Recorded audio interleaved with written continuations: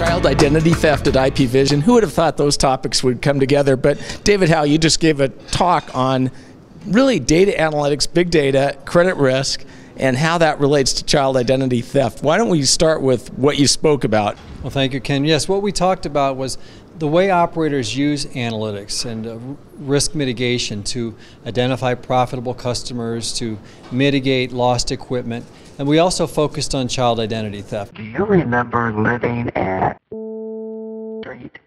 Yeah, when I was like 6 years old. Someone, and I don't know who, they have an account in your name.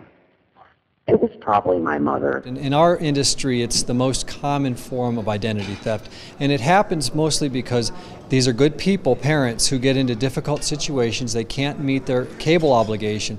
So what they will often do, without the intent to harm the child, they will take the child's legitimate name, legitimate Social Security number, and then they will fabricate a year of birth and they will make a credit application. So in other words, they will apply for service with their child's identity, and it effectively would cost the operator an additional potential losses. It can certainly harm the child's credit. And what our goal is, we want to have the Congress, the President, sign an executive order perhaps to protect the child's Social Security number. And this needs to be done at the federal level. It can't be a patchwork of solutions. At the state level, we need to have a child's Social Security number should be blocked at the national repositories at Equifax, Experian, and TransUnion. So if a credit grantor made an application with that child's identity, it would be blocked. And there's ways that we can do that with technology and education. Our goal is not punitive.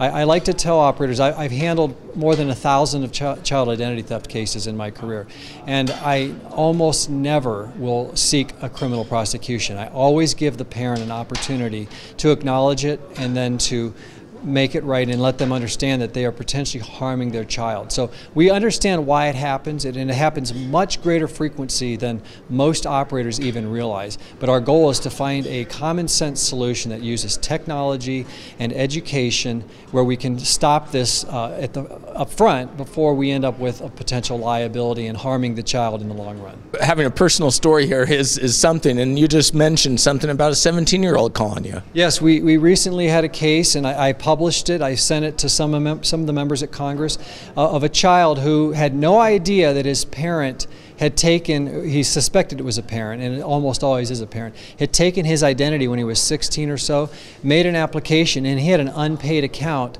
at MCTV. So when he made an application, he had no idea that he owed money. So we only have two options in a case like that. What we have to do is have that individual file a police report and state that he's a victim of identity theft, even though that we know based on his year of birth that he is a victim, or he has to have his parent or guardian, whoever's responsible, come in and take care of that obligation. That's how we handle those situations. But the child should never be exposed to that kind of a situation, that predatory situation, because they typically suffer in silence.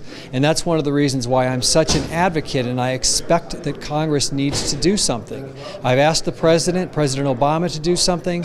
I've talked to the White House through their front office, and I'm doing everything I can to bring awareness to the subject. I've talked to local congressional leaders in my local area, and it's just been a real challenge to get things done. It seems like it could really be just a procedural type of thing. Somewhere in the documentation you could just change something to do that, right? I believe that there can certainly be a technology solution where we don't even have to identify in any way the child's name or address. We simply know that the Social Security number belongs to a child, and what we do is we flag that as belonging to a minor. Right now, less than 0.1% of credit files are actually identified belonging to a minor. In other words, where we know we have a victim and that child's information is then blocked from the credit reporting agencies. And I know from talking with some executives at the national repositories, Equifax, TransUnion, that they are behind this sort of thing too. And what we want to do is collaborate and find a common sense solution that will act at a federal level to protect these children. Well, that's a very good cause, and I wish you luck moving forward with this. Well, thank you, Ken. I appreciate your interest, and I think we can accomplish success if we just make an effort. Great. Well, thank you, David. Thank you.